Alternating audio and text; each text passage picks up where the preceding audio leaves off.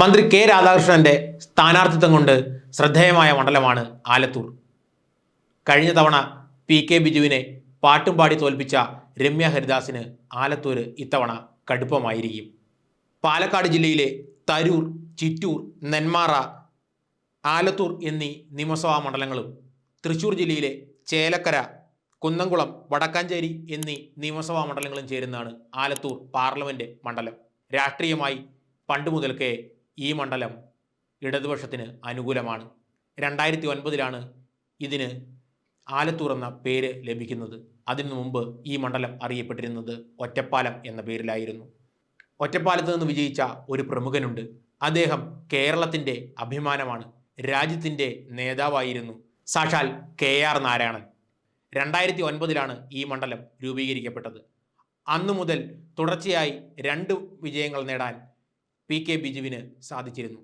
2009 14 ആലത്തൂരിൽ നിന്ന് വിജയിച്ചത് പി.കെ. ബിജു ആയിരുന്നു.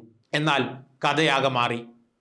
3ാം വിജയം ലക്ഷ്യമിട്ടിറങ്ങിയ പി.കെ. ബിജുവിന് കോഴിക്കോട് നിന്നും പാട്ടും പാടിയെത്തിയ രമ്യ ഹരിദാസിന് മുന്നിൽ അടിപതറി.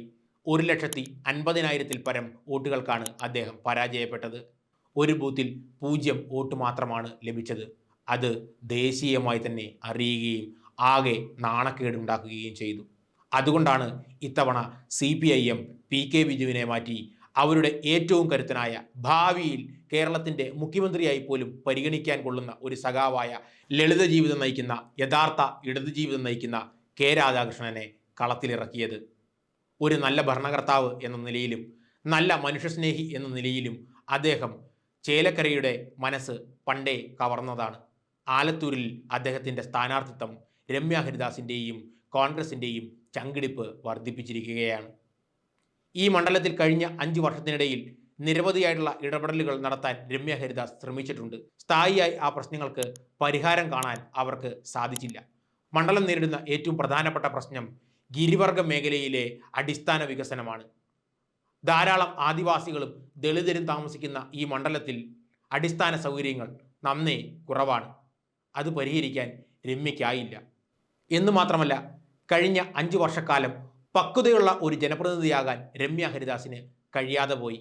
ഇത്തരത്തിൽ ജനങ്ങളുടെ പ്രശ്നങ്ങളിൽ ശക്തമായി ഇടപെടാത്തതുകൊണ്ട് പരാജയപ്പെട്ടു പോയ ഒരു രാഷ്ട്രീയ നേതാവാണ് രമ്യ ഹരിദാസ്. പാർലമെൻറ്റ് പാട്ടുപാടാനുള്ളതല്ല, പ്രസംഗം പറയാനും പ്രതിരോധിക്കാനും ബില്ലുകൾ കൊണ്ടുവരാനുമുള്ളതാണ്. അത് അവർ മറന്നുപോയി. എന്നാൽ അവിടെയാണ് കെ രാധാകൃഷ്ണൻ്റെ പ്രസക്തി.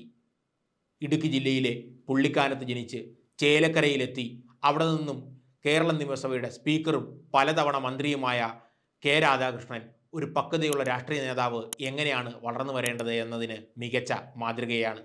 ആലത്തൂർ എന്ന സംവരണ മണ്ഡലത്തിൻ്റെ യോജിച്ച ഒരു പാർലമെൻറ്റേറിയനായി കെ രാധാകൃഷ്ണൻ മാറാനുള്ള സാധ്യത ഏറെയാണ്. ഞങ്ങൾ നടത്തിയ പഠനത്തിൽ കെ രാധാകൃഷ്ണൻ വിജയിക്കുമെന്ന വ്യക്തമായ സൂചനയാണ് ലഭിച്ചത്.